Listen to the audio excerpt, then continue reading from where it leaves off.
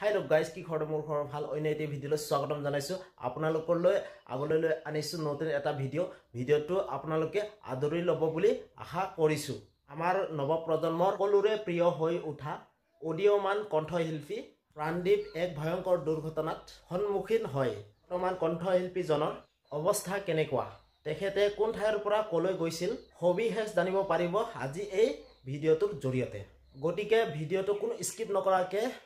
হেখলৈকে আপোনালোকে চাই থাকিব পোন প্ৰথমে আমি আমাৰ চেনেলৰ পৰা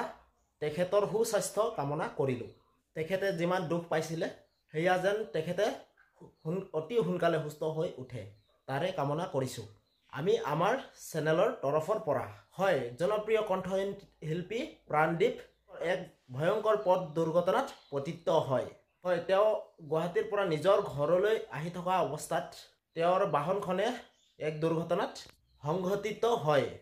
পিছে তেওঁ কেনেকুৱা অৱস্থাত আছে বৰ্তমান হেয়া জ্ঞাত নহয় বন্ধু বান্ধৱীসকল আপোনালোকেও প্ৰাৰ্থনা কৰিব